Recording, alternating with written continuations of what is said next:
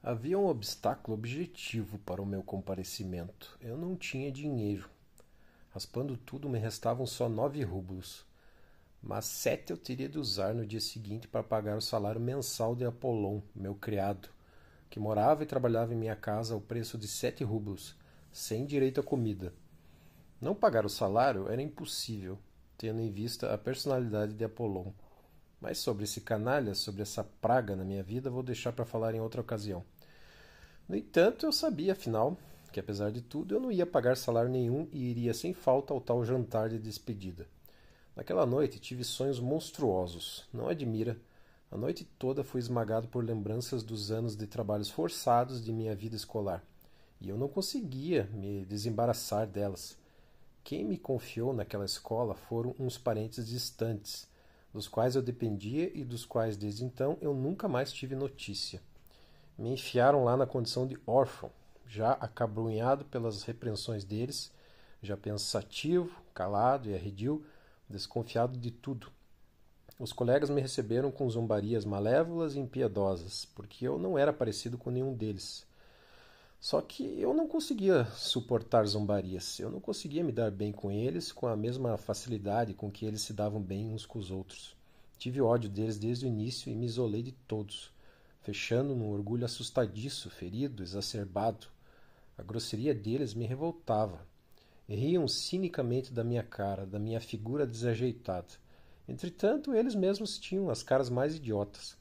Em nossa escola, de algum modo, as feições dos rostos se transfiguravam por completo, com o tempo, até adquirirem um aspecto particularmente imbecil. Quantas crianças lindas entravam na escola, depois de alguns anos, dava repugnância só de olhar para elas. Ainda aos 16 anos de idade, com ar soturno, eu ficava espantado com os alunos. Já na época, eu me assombrava com a mesquinharia de sua mentalidade, com a tolice de suas ocupações, brincadeiras, conversas. Havia tantas coisas indispensáveis que eles não entendiam, tantos assuntos estimulantes e maravilhosos pelos quais não se interessavam, que, sem querer, comecei a considerá-los inferiores a mim. Não era a vaidade ferida que me levava a isso, e, pelo amor de Deus, não me venham com aquelas expressões protocolares que deixam a gente à beira de vomitar, que eu só ficava lá sonhando, enquanto eles já tinham, de fato, a compreensão das coisas da vida. Eles não entendiam nada de nada, nem sombra das coisas da vida. E eu juro, era isso o que mais me revoltava neles. Ao contrário, a realidade mais evidente, que mais saltava aos olhos, eles percebiam de forma estupidamente fantasiosa, e já na época tinham se habituado a reverenciar o sucesso individual.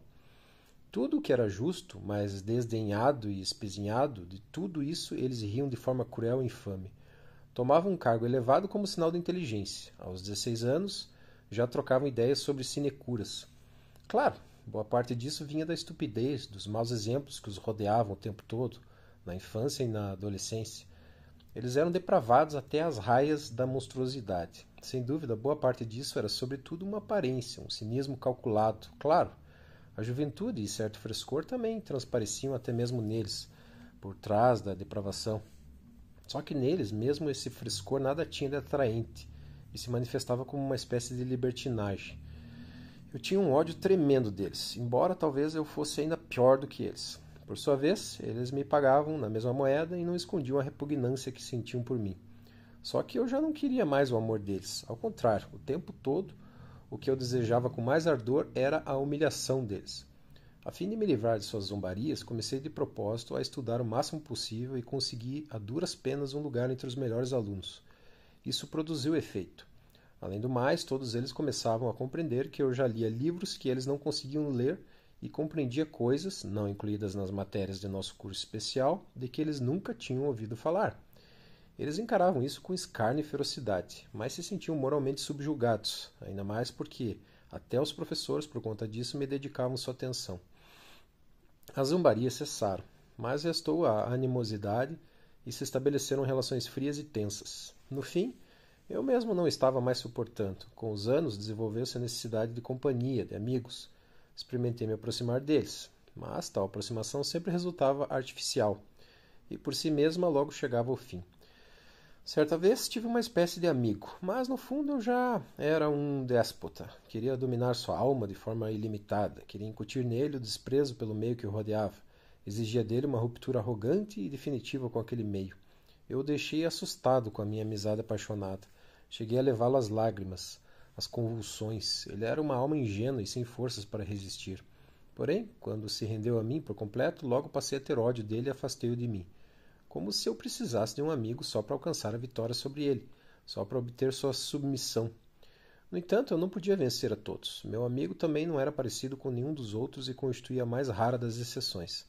Após sair da escola, minha primeira providência foi abandonar o cargo especial para o qual foi designado, a fim de romper todos os laços, amaldiçoar o passado e cobri-lo de cinzas. Só o diabo pode saber por quê. Depois de tudo isso, eu ainda arrastei meus pés até a casa do tal de Simonov.